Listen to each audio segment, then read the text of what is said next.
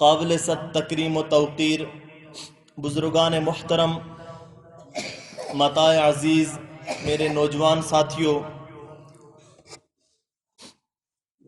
میں نے آپ حضرات کے سامنے قرآن مجید فرقان حمید کے آخری پارے کی ایک مختصر سی صورت تلاوت کرنے کی سعادت حاصل کی ہے۔ آج کے جمعے کے اس اجتماع میں اسی صورت کے حوالے سے چند معروضات آپ حضرات کے سامنے رکھوں گا۔ میرے دوستو، کچھ بیماریاں انسانی جسم کو لگتی ہیں اور کچھ بیماریاں انسانی روح کو لگتی ہیں۔ انسانی بیماریوں کا تعین کرنے کے لیے حکماء، ڈاکٹرز، اطباء حضرات موجود ہیں، اور روحانی بیماریوں کا تعین کرنے کے لیے روحانی معالج ہوا کرتے ہیں۔ اور بعض ایسی مہلک، ایسی خطرناک بیماریاں پائی جاتی ہیں کہ جن بیماریوں کا تعین خود اللہ رب العزت کی ذات کرتی ہے، اس لیے کہ بعض اوقات دیکھنے میں یہ آتا ہے کہ ایک انسان اپنی کسی بیماری کے لیے کسی حکیم، کسی ڈاکٹر، کسی طبیب کے پاس جاتا ہے، اور اس کو وہ جو بیماری بتاتا ہے حقیقت میں وہ بیماری نہیں ہوتی، اور وہ بیماری کچھ ہوتی ہے، علاج کچھ چل رہا ہوتا ہے، اور اس کا نتیجہ یہ نکلتا ہے کہ آخر میں وہ شخص اپنے خالق و مالک سے جا ملتا ہے۔ ایک مرتبہ ایک حکیم صاحب کسی قبرستان سے گزر رہے تھے، تو انہوں نے اپنے منہ کے اوپر کپڑا رکھ لیا۔ ان کے ساتھ جو ساتھی جا رہے تھے تو انہوں نے کہا کہ قبرستان سے تو جاتے ہوئے مردوں کے لیے ایصال ثواب کیا جاتا ہے، لیکن آپ عجیب آدمی ہیں کہ آپ نے اپنے منہ کے اوپر کپڑا رکھا ہوا ہے، یہ کیا بات ہے؟ تو حکیم صاحب نے کہا کہ اصل میں یہ جتنے بھی اس قبرستان میں لوگ مدفون ہیں، یہ سارے کے سارے میرے پاس آئے، مجھ سے انہوں نے علاج کروایا، اور یہ سارے ماڑیا دویا کنے مرے، یہ سارے میری دوائی سے مرے، اس لیے میں ان سے منہ چھپا رہا ہوں۔ تو دنیا کی بیماری بعض اوقات کچھ ہوتی ہے اور علاج کچھ ہوتا ہے، اور اس میں غلطی کا احتمال بھی پایا جاتا ہے، لیکن جس بیماری کا تعین خود خالق کائنات، مالک کائنات، قوتوں والا رب، شان والا رب، بڑائی والا رب کرے، اس میں کسی قسم کی شک و شبے کی گنجائش نہیں ہو سکتی۔ اور دنیاوی اعتبار سے آپ کسی ڈاکٹر کے پاس جاتے ہیں، وہ اپنا چیک اپ کرتا ہے اور اس کے مطابق وہ ٹیسٹ لیتا ہے، لیکن کبھی بھی وہ یہ قسم کھا کر نہیں کہتا کہ جو میں نے تمہیں بیماری بتائی ہے حقیقت میں تمہیں وہی بیماری ہے، کبھی بھی وہ قسم نہیں اٹھاتا۔ یا وہ یہ نہیں کہتا کہ چلتے ہیں مسجد میں قرآن سر کے اوپر رکھتے ہیں کہ تمہیں یہی بیماری ہے، کبھی بھی وہ قسم نہیں اٹھاتا، اس لیے کہ وہ تو ڈاکٹر ہے، اس نے فیس لینی ہے، اپنے بیمار کو مطمئن کرنا ہے۔ لیکن وہ شان والا، وہ عظمتوں والا رب جب انسان کی بیماری کا تعین کرتا ہے تو اس کے لیے وہ شان والا رب قسمیں اٹھاتا ہے، حالانکہ اللہ کو کسی بات کے لیے قسم اٹھانے کی ضرورت نہیں ہے۔ اللہ جو بات کہہ دے حرف آخر ہے، وہی 100% وہی صحیح بات ہے، لیکن اللہ رب العزت جب انسانی بیماری کا تعین کرتے ہیں تو اس کے لیے قسمیں اٹھاتے ہیں، ایک قسم نہیں، 2 قسم نہیں، 3 قسمیں نہیں، 4 قسمیں نہیں، 5 قسمیں اٹھا کر اللہ رب العزت اس بیماری کے بارے میں بتاتے ہیں۔ اور وہ بیماری کتنی بڑی بیماری ہوگی کہ جس کا تعین خود اللہ رب العزت فرما رہے ہیں، اور صرف بیماری ہی نہیں بتلا رہے بلکہ اس بیماری کا علاج بھی بتلا رہے ہیں کہ اس بیماری کا کیا علاج ہے۔ تو بیماری کا تعین کرنے والا خود اللہ اور بیماری کا علاج بتانے والا بھی خود اللہ، تو اس بیماری میں کسی بھی قسم کی ایک ذرہ برابر بھی شک و شبے کی گنجائش نہیں ہو سکتی۔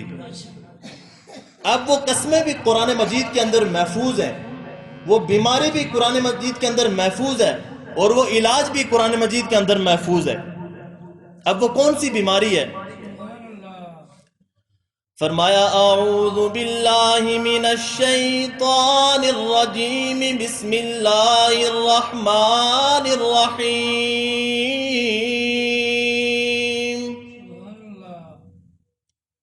والعادیات ضبحا فالموریات قدحا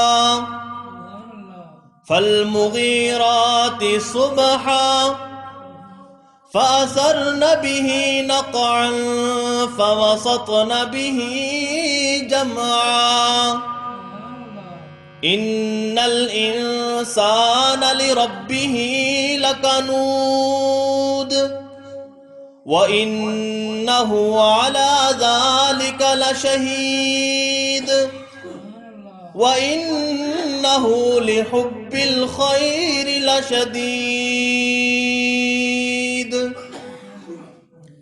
کائنات کا خالق رب، کائنات کا مالک رب، سب کو کھلانے والا رب، سب کو پلانے والا رب، سب کی بگڑی بنانے والا رب، سب کی مشکل کشائی کرنے والا رب، سب کا حاجت روا، سب کا مشکل کشا، سب کا رازق، سب کا مسجود، سب کا معبود، اپنے قرآن مقدس میں قسمیں اٹھا کر فرمانے لگا والعادیات ضبحا، قسم ہے ان گھوڑوں کی کہ جو ہانپ کر دوڑنے والے ہیں، والعادیات ضبحا، قسم ہے ان گھوڑوں کی کہ جو ہانپ کر دوڑنے والے ہیں، فالموریات قدحا، قسم ہے ان گھوڑوں کی جو آگ سلگانے والے ہیں، فالمغیرات صبحا، قسم ہے ان گھوڑوں کی کہ جو صبح کے وقت دشمن پر حملہ کرنے والے ہیں، فَأَثَرْنَ بِهِ نَقْعًا، قسم ہے ان گھوڑوں کی جو غبار اٹھانے والے ہیں، فَوَسَطْنَ بِهِ جَمْعًا، قسم ہے ان گھوڑوں کی کہ جو دشمنوں کی صفوں میں گھسنے والے ہیں۔ رب کائنات ان 5 قسموں کو اٹھا رہے ہیں، اور ان 5 قسموں کو اٹھانے کے بعد رب کریم تیری میری بیماری کا تعین کر رہے ہیں، تیری میری بیماری کے بارے میں بتلا رہے ہیں۔ فرمایا ان الانسان لربہ لکنود، یہ انسان، یہ میرا نمائندہ ہے۔ فرمایا ان الانسان لربہ لکنود، یہ انسان اپنے رب کا بڑا ناشکرا ہے۔ پروردگار عالم، یہاں پر قسمیں کھائی جا رہی ہیں گھوڑوں کی، لیکن ذکر ہو رہا ہے انسان کی ناشکری کا۔ ایک قسم ہے، ایک جواب قسم ہے، لیکن ان دونوں کے درمیان کوئی ربط نظر نہیں آ رہا، کوئی ربط نہیں پایا جا رہا۔ فرمایا بڑا عمیق اور بڑا گہرا ان کے اندر ربط پایا جاتا ہے۔ فرمایا او میرے بندے، اگر تو زیادہ تحقیق نہیں کر سکتا، تو زیادہ ریسرچ نہیں کر سکتا، تو اپنے گھوڑے کو ہی دیکھ لیا کر۔ تو اس کا خالق نہیں، تو اس کا مالک نہیں، تو اس کا رازق نہیں، صرف تو نے چند دن اس کی پرورش کی ہے، تو نے چند دن اس کو دانا کھلایا، تو نے چند دن اس کو چارہ کھلایا، لیکن یہ تیرا اتنا وفادار بن گیا کہ جب تو دشمن کے خلاف لڑنے کے لیے جاتا ہے تو یہ تمہارے ساتھ دوڑنے لگتا ہے، اور یہ ہانپتا بھی ہے، لیکن تمہیں پیچھے نہیں چھوڑتا۔ اور بوجھل قدموں سے بھی نہیں جاتا، بلکہ وہ دوڑ دوڑ کر جاتا ہے، ایسا نہیں کہ اس کو زبردستی لے کے جایا جا رہا ہو۔ فرمایا نہیں نہیں، وہ اتنا قوت کے ساتھ جاتا ہے کہ جب اس کا پاؤں چٹانوں کے ساتھ لگتا ہے تو اس سے آگ نکلنے لگتی ہے۔ فالمغیرات صبحا، فرمایا وہ گھوڑا تیرا اتنا وفادار بن گیا، تو نے 2-4 دن اس کو دانا کھلایا، وہ صبح کے وقت دشمن پر حملہ کرنے والا ہے۔ اور اگر تو گھوڑے کو نہیں دیکھ سکتا، ارے تانگے کے اوپر لگے ہوئے گھوڑے کو تو دیکھ لے، پورا دن اس کے اوپر سامان جتا جاتا ہے، شام کو جب تو اس کو واپس گھر لے آتا ہے، اپنے لیے راحت کا انتظام کرتا ہے، لیکن اس گھوڑے کو استبل میں جا کر باندھ دیتا ہے، اس کو چارہ دیا نہ دیا، اس کو راحت دی نہ دی، لیکن صبح وہ احتجاج نہیں کرتا کہ تو نے مجھے رات کو راحت نہیں پہنچائی، میں آج دن کو تیرا کام نہیں کروں گا۔ اللہ رب العزت انسان سے یہ شکوہ کر رہے ہیں، او میرے بندے، ایک گھوڑا اتنا وفادار بن گیا کہ وہ تیرے لیے اپنا سب کچھ قربان کرنے کے لیے تیار ہو گیا، لیکن تو میرا ایسا ناشکرہ بنا کہ میں نے تجھے دنیا کی ہر نعمت دی، لیکن تو نے پھر بھی میری ناشکری کی۔ فرمایا تو ایک وقت ایسا بھی تھا کہ جب تو کوئی قابل ذکر شے نہیں تھا۔ هل أتى على الإنسان حين من الدهر لم يكن شيئا مذكورا، انسان کے اوپر ایک ایسا وقت بھی آیا کہ وہ زمانے میں کوئی قابل ذکر شے نہیں تھا، قابل ذکر چیز نہیں تھا، پھر اللہ نے تجھے آدم سے وجود بخشا، پھر ماں کے پیٹ سے تیرا سفر شروع کیا، اور ماں کے پیٹ کے اندر ایک عجیب نظام پیدا کیا، اور ماں کے پیٹ کے اندر تیری آنکھوں میں کیمرے لگا دیے، ماں کی پیٹ کے اندر کانوں میں ریسیور لگا دیے، ماں کی پیٹ کے اندر گردوں میں فلٹر پلانٹ لگا دیے۔ بڑا عجیب سسٹم اللہ رب العزت نے ماں کے پیٹ کے اندر پیدا کیا، اور سارے جسم کو ایک دماغ کے کنٹرول میں دے دیا۔ ایک دماغ 1 سیکنڈ میں ہزاروں میسیجز وصول کرتا ہے۔ فرمایا یہ کام میں نے روشنیوں میں نہیں کیا، بلکہ 3 اندھیروں کے اندر یہ سب کچھ میں نے کیا، اور میں رازق ہوں، میں نے وہاں پر بھی تیرا رزق بند نہیں کیا۔ آج تو دنیا میں رزق کے لیے پریشان ہے، لیکن وہ خالق کائنات فرماتے ہیں جب تو ماں کے پیٹ کے اندر تھا میں نے وہاں پر بھی تیرا رزق بند نہیں کیا۔ جب تو دنیا کے پیٹ کے اندر آیا، ایک دروازہ بند ہوا، 2 دروازے کھل گئے۔ میں نے تمہیں انٹرنیشنل لینگویج سکھائی ہے، تمہیں عربی نہیں آتی تھی، تمہیں انگریزی نہیں آتی تھی، تمہیں پہاڑی نہیں آتی تھی، تمہیں پنجابی نہیں آتی تھی، لیکن میں نے تمہیں ایک ایسی زبان سکھائی کہ وہ زبان جب بھی تو بولتا ہے ماں کی مامتا جاگ جاتی ہے، جب بھی تمہیں کسی چیز کی ضرورت ہوتی ہے تو روتا ہے، ماں اس ضرورت کو پورا کرتی ہے۔ فرمایا او میرے بندے، اگر تو بھی میرے سامنے رویا کر، میں اللہ کی قسم میں تمہاری ہر ضرورت کو پورا کر لوں گا۔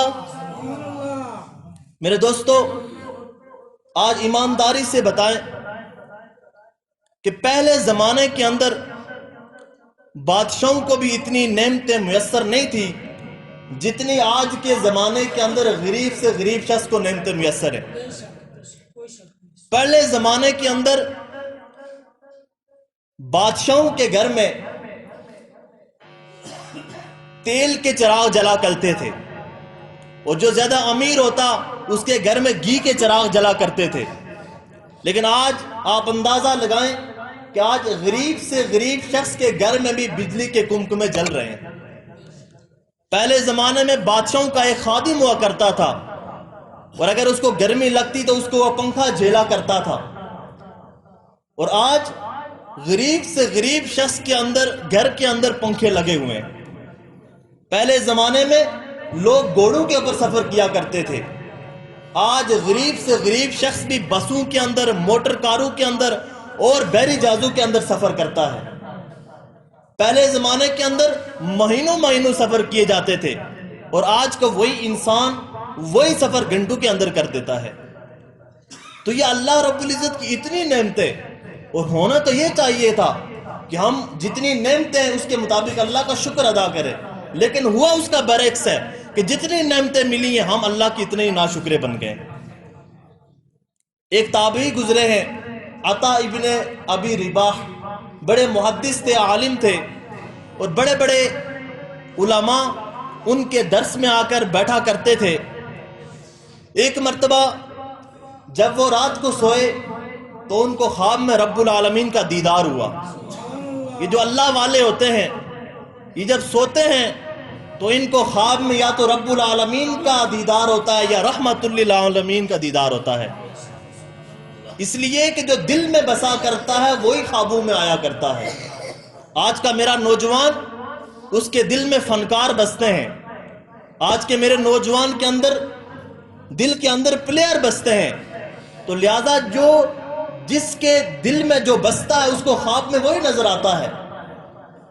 تو وہ تابعی تھے، ان کو خواب میں رب العالمین کا دیدار ہوا، اور رب العالمین نے اپنے اس بندے سے ایک شکوہ کیا کہ عطا، یہ میرا بندہ کتنا ناشکرا ہے کہ میں نے اسے اتنی نعمتیں دی ہیں، میں نے اسے کائنات کا سب سے خوبصورت انسان بنایا ہے، اشرف المخلوقات بنایا ہے، لیکن کبھی اگر اس کے اوپر کوئی تکلیف آ جائے، اگر کبھی اس کے اوپر کوئی پریشانی آ جائے، اگر کبھی کوئی اس کے اوپر آزمائش آ جائے، تو یہ مجلسوں کے اندر، مجموع کے اندر اور بازاروں کے اندر میرے شکوے کرنا شروع ہو جاتا ہے۔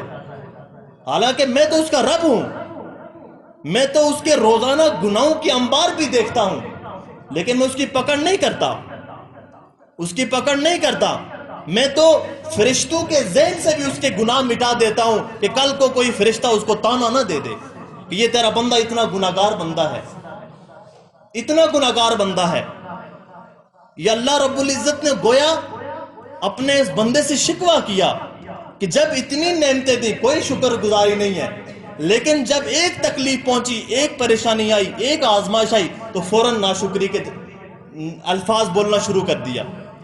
ایک مرتبہ رابعہ بصریہ بڑی اللہ کی ولیہ گزری ہے، کسی شخص کو دیکھا کہ اپنے سر کے اوپر پٹی باندھی ہوئی ہے، سر کے اوپر پٹی باندھی ہوئی ہے، تو پوچھا بھائی کیا ہو گیا؟ تو کہا کہ سر میں پیڑ ہے، سر میں درد ہے، اس لیے پٹی باندھی ہے۔ تو رابعہ بصریہ نے کہا کہ کبھی شکر کی پٹی باندھی ہے؟ جب اللہ نے تمہیں اتنا سکون دیا تو کبھی اس کی بھی پٹی باندھی ہے؟ ایک مرتبہ تمہیں سر میں پیڑ ہوا اور تم نے ایک دم جو ہے نا وہ ناشکری کی پٹی باندھی۔ تو آج اس ناشکری کی کیفیت کے اندر ہم سب موجود ہیں، ہم سب موجود ہیں اس ناشکری کی کیفیت کے اندر۔ تو فرمایا ان الانسان لربہ لکنود، یہ انسان اپنے رب کا بڑا ناشکرا ہے۔ پروردگار عالم نے فرمایا اے انسان ذرا دیکھ تو صحیح، میں نے تجھے آنکھیں دی، میں نے تجھے دیکھنے کے لیے آنکھیں دی، اگر یہ آنکھیں نہ دیتا تو پاچھی اوڑ کے اندر ٹھوکریں کھاتا پھرتا۔ میں نے تجھے کان دیے، اگر یہ کان نہ دیتا تو اس کان سے قرآن کے نغمے کیسے سنتا، ان کانوں سے اپنے معصوم بچوں کی معصوم کہکہوں کو کیسے سنتا۔ میں نے کان دیے اس لیے دیے کہ تو اس سے میرے حکم کو سن، میری فرما برداری والے احکامات کو سن۔ میں نے تجھے معذور نہیں بنایا، اگر میں تجھے معذور بنا دیتا تو پاچھی اوڑ کی سڑکوں کے اندر گھسیٹتا ہوا پھرتا۔ میں نے تجھے پاؤں دیے، یہ پاؤں اس لیے نہیں دیے کہ تو اس سے میری نافرمانی کر۔ میں نے تجھے انسان بنایا، اگر اللہ تجھے کوئی گدھا بنا دیتے تو تجھ پر لوگ سامان لادا کرتے۔ یہ اللہ کا کرم ہوا، اللہ کا فضل ہوا، اللہ نے ہمیں انسان بنایا، اور انسان بنانے کے بعد ہمیں ایمان جیسی نعمت عطا کی، اس لیے کہ میں اور آپ جب پیدا ہوئے ہم نے اللہ سے کوئی گزارش نہیں کی، ہم نے اللہ سے کوئی ریکویسٹ نہیں کی، ہم نے اللہ سے کوئی اپیل نہیں کی۔ اللہ رب العزت نے اپنے غیب سے انتظام فرمایا۔ میں اور آپ جب پیدا ہوئے تو ان کانوں کے اندر اللہ رب العزت نے جو سب سے پہلی آواز پہنچائی، فرمایا اللہ اکبر، اشہد ان لا الہ الا اللہ، اشہد ان محمد الرسول اللہ۔ تمہارے کانوں کے اندر سب سے پہلے اللہ کی کبریائی کی آواز پہنچی۔ یہ اللہ نے اپنے غیب سے انتظام فرمایا میرا تمہارے اوپر انعام ہے، میں نے تمہیں انسان بنایا، تمہیں ایمان دیا، اور پھر محمد الرسول اللہ کا امتی بنایا، اس نبی کا امتی کہ جس نبی کی امتی بننے کے لیے بنی اسرائیل کے انبیاء دعائیں کیا کرتے تھے، اس نبی کا امتی بنایا۔ اتنا مہربان نبی، اتنی عظمتوں والا نبی، میں نے تجھے اتنے انعامات دیے، لیکن تو ہے کہ میری ناشکری کرتا ہے۔ ان الانسان لربہ لکنود، یہ انسان اپنے رب کا بڑا ناشکرا ہے۔ وَإِنَّهُ عَلَى ذَلِكَ لَشَهِيدٌ، اور یہ انسان اس کے اوپر گواہ بھی ہے۔ اور یہ بیماری اس کو لگی کیسے، اس کا سبب کیا ہوا، اس کا مرض کیا ہوا، یہ بیماری اس کو لگی کیسی؟ فرمایا وَإِنَّهُ لِحُبِّ الْخَيْرِ لَشَدِيدٌ، یہ بیماری اس کو لگی اس کے پیسے کی محبت کی وجہ سے، اس کے مال کی محبت کی وجہ سے، اس کے مال کی محبت کی وجہ سے اس کو بیماری لگی۔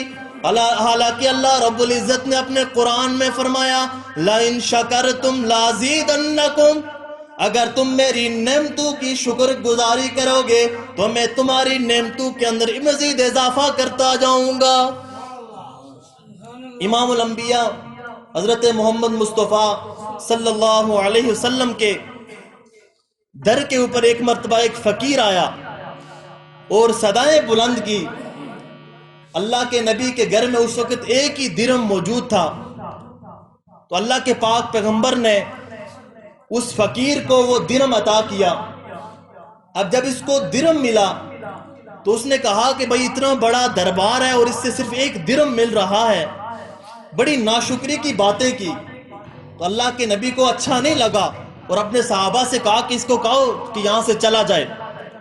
اب کچھ ہی لمحات کے بعد ایک اور فقیر آیا، صدائیں بلند کی، اور اللہ کے نبی نے پھر اس کو ایک درہم دیا، اور جب اس کو ایک درہم دیا تو اس فقیر نے کہا کہ میری تو آج قسمت جاگ گئی کہ دستے نبوت سے آج مجھے ایک درہم ملا ہے، اللہ کے نبی کے گھر سے مجھے ایک درہم ملا ہے۔ اور وہ شکر گزاری کے کلمات کہنے لگا، شکر گزاری کی باتیں کرنے لگا۔ اللہ کے نبی اتنے خوش ہوئے، اور اپنی ازواج کو کہا کہ دیکھو کہ تمہارے گھر کے اندر کچھ موجود تو نہیں ہے، تمہارے گھر کے اندر کچھ موجود تو نہیں ہے۔ تو اپنی ازواج کے اندر دیکھا تو 40 دینار ملے، 40 دینار ملے، اور وہ 40 دینار اسی فقیر کو دے دیے، اس لیے کہ لَإِن شَكَرْتُمْ لَأَزِيدَنَّكُمْ، اگر تم میری نعمتوں کا شکر کرو گے تو میں تمہاری نعمتوں کو اور بڑھاتا رہوں گا۔ اب دیکھیں اللہ نے ہمیں صحت کی نعمت دی، ہمیں اولاد کی نعمت دی، ہمیں گھر کی نعمت دی، ہمیں عافیت کی نعمت دی، لیکن ہم پھر بھی اگر شکر نہ کریں تو یہ ہماری بدقسمتی ہے۔ اور ایک ہوتا ہے شکر زبان سے، اور ایک ہوتا ہے شکر انسان کے عمل سے، کہ انسان اپنے اعمال سے شکر گزاری کا مظاہرہ کرے۔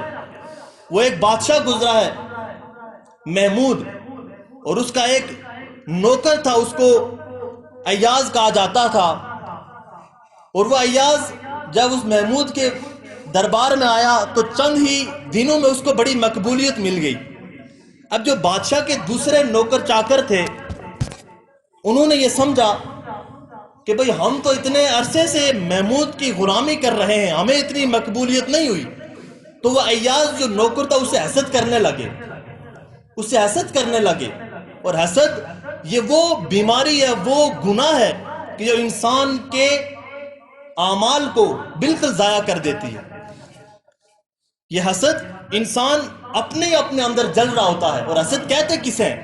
حسد کا مطلب یہ ہے کہ کسی انسان کو اللہ رب العزت نے نعمتیں دی ہیں، کسی انسان کو اللہ رب العزت نے مال دیا، پیسہ دیا، گاڑی دی، بنگلہ دیا، بینک بیلنس دیا، اور اللہ کی نعمتیں بڑی دی، لیکن ایک انسان ہے وہ یہ خواہش کر رہا ہے کہ کاش کہ یہ نعمتیں اس سے برباد ہو جائے، یہ نعمتیں مجھے مل جائیں، اس سے یہ نعمتیں ضائع ہو جائیں۔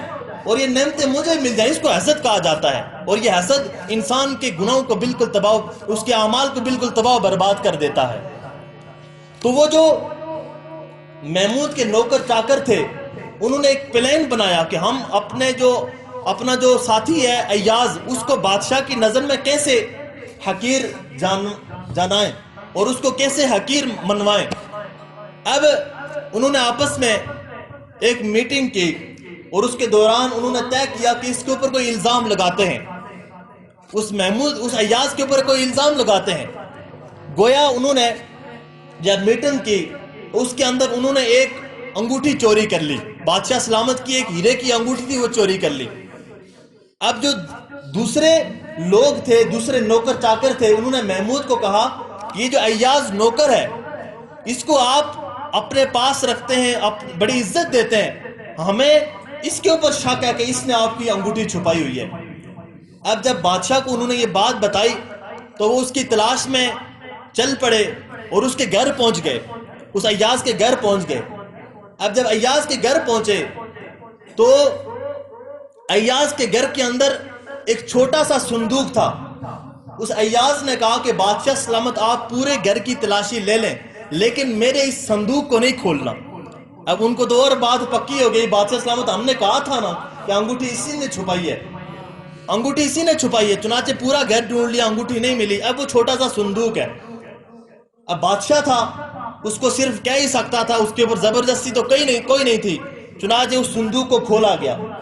اب اس صندوق کو کھولا گیا تو دیکھا کہ اس صندوق کے اندر ایک پھٹا پرانا کپڑے کا جوڑا پڑا ہوا ہے، پھٹا پرانا کپڑے کا جوڑا پڑا ہوا ہے. اب بادشاہ بھی حیران ہو گیا کہ یہ اتنی قیمتی چیز تو نہیں ہے کہ جس کو اس نے چھپا کر محفوظ رکھا ہوا، یہ کیا بات ہے؟ ایاز سے پوچھا ایاز یہ کیا ہے؟ تو ایاز نے کہا کہ بادشاہ سلامت اصل میں بات یہ ہے کہ میں پہلے دن جب آپ کے دربار میں گیا تھا تو میں اپنا یہی کپڑے کا جوڑا پہن کے گیا تھا، اور میں جب بھی روزانہ گھر آتا ہوں اور آ کر اس کو دیکھتا ہوں تو مجھے اپنی اوقات یاد آ جاتی ہے، مجھے اپنی اوقات یاد آ جاتی ہے کہ ایاز آج تو بڑا بادشاہ کا قریبی آدمی بن چکا ہے، لیکن یہ دیکھ تیری حقیقت کیا ہے، تیری اصلیت کیا ہے، تیری اوقات کیا ہے. آج انسان کو تھوڑا بہت اللہ دے دے تو وہ تو بندے کو بندہ ہی نہیں سمجھتا، وہ تو اپنی اوقات بھول جاتا ہے. اور ایک بات یاد رکھنا کہ جب انسان اپنی اوقات بھول جاتا ہے تو وہ اللہ پھر اس کو اپنی اوقات یاد بھی دلاتا ہے، وہ اللہ اس کو اپنی اوقات یاد بھی دلاتا ہے کہ انسان تو کیا چیز تھا، تو گندے پانی کا نطفہ تھا کہ جو کپڑے کے اوپر لگ جائے تو انسان ناپاک ہو جاتا تھا، نماز نہیں پڑھ سکتا تھا. تیری یہ حقیقت ہے، لم یکن شیئا مذکورا، تو کوئی قابل ذکر شے نہیں تھا. تو یہ سب کچھ جو میں نے دیا یہ میں نے دیا، یہ تو کوئی تمہارا کمال نہیں ہے، یہ تو اللہ کی طرف سے نعمتیں ہیں. تو انسان جب اپنی اوقات بھول جاتا ہے تو وہ اللہ اس کو اپنی اوقات یاد بھی دلا دیتا ہے.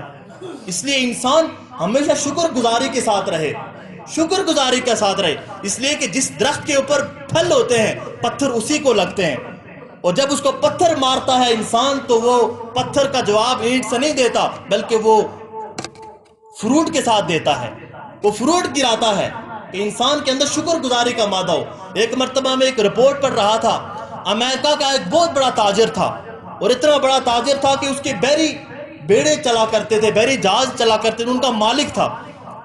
اب اس کو ایک بیماری لگی ہوئی تھی کہ اس کی آنکھ کی جو پلک تھی وہ اگر نیچے آ جاتی تو واپس اوپر نہیں جاتی تھی. انسان کی آنکھ کی جو پلک ہم تو آٹومیٹکلی اوپر نیچے کر لیتے ہیں، لیکن اس کی بیماری یہ تھی کہ جب اس کی پلک نیچے آ جاتی تو واپس اوپر نہیں ہو سکتی تھی. جس طرح ایک دکان ہوتی ہے، اس کا شلٹر اوپن ہوتا ہے پھر شلٹر ڈاؤن ہوتا ہے، ہمارا تو آٹومیٹک سسٹم چل رہا ہے، لیکن بیماری اس کو یہ تھی کہ جب آنکھ بند ہو جاتی تو واپس اس کو اوپر نہیں کر سکتا تھا، اوپر نہیں کر سکتا. اب ڈاکٹرز نے مل کر اس کے اوپر ایک چیز لگائی تھی کہ جو اس کے اوپر پکڑ کے رکھے، اس کی جو پلک ہے اس کو پکڑ کے رکھے، پلک کو پکڑ کے رکھے. اب ہم اور آپ اگر تھوڑی دیر آنکھ کو کھولیں تو آنکھ کے اندر کھجلی ہونا شروع ہو جاتی ہے، انسان کی آنکھ سفید ہو جاتی ہے، پانی آنے لگتا ہے، لیکن جب وہ اپنا کام کر لیتا تو واپس اس چیز کو ہٹاتے تو وہ واپس نیچے آ جاتا. اب اس سے پوچھا گیا کہ آپ دنیا کے دوسرے نمبر کا امیر ترین شخص تھا وہ آدمی دنیا کے. تو ڈاکٹرز نے پوچھا کہ آپ کی زندگی کی سب سے بڑی خواہش کون سی ہے؟ تو کہا کہ صرف میری یہ خواہش ہے کہ مجھ سے پوری دولت لے لی جائے، میرا سب کچھ لے لیا جائے، صرف اللہ مجھے یہ نعمت دے دے کہ میں اپنی مرضی سے آنکھوں کو نیچے کروں، اپنی مرضی سے آنکھوں کے اوپر کروں۔